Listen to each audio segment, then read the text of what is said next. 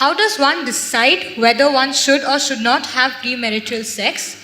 And does it prepare us for a better marital life?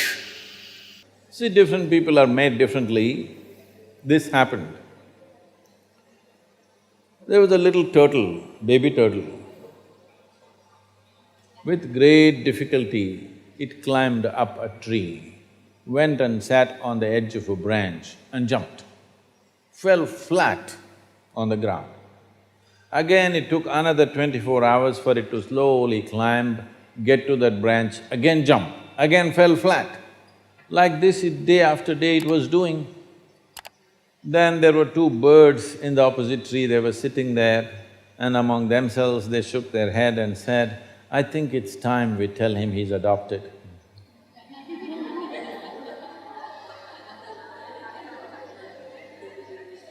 For everybody, we are trying to draw the same prescription. This is not going to work.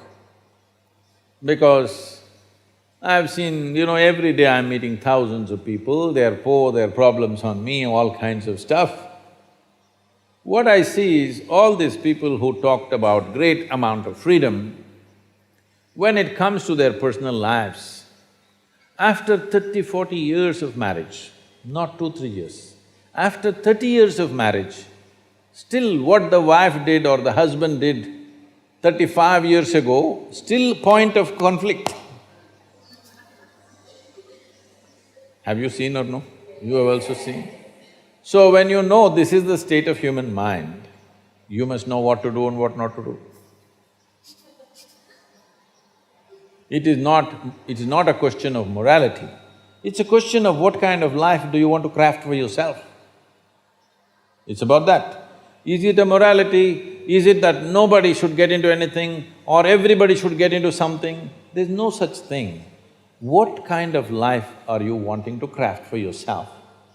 A kind of life where your relationships mean really binding yourself in such a way that truly you can depend on yourself, or it's like visiting restaurants every day, you want to taste something new and see, but you could get very unhealthy with that. There are some people who stick to their home food, though it tastes about the same every day, but those people are generally healthy, isn't it?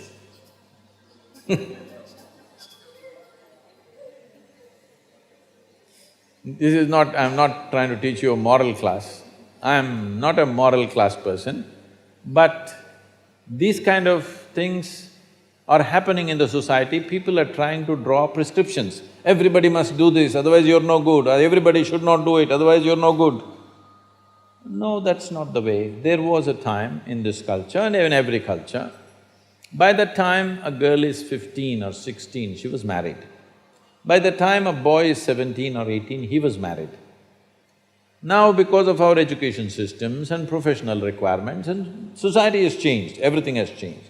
Because of that, average marriage age for girls is around 24 in this country right now, and for boys it's crossing 28, 30. The peak of hormonal impact on human life is somewhere between 15 to 30. After that, it's not the same thing.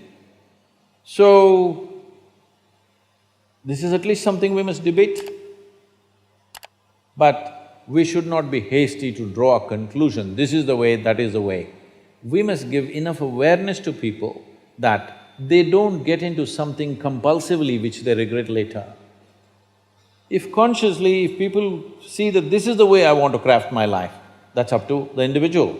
But there is no common prescription, there should never be a common prescription. Because individual requirements are very different.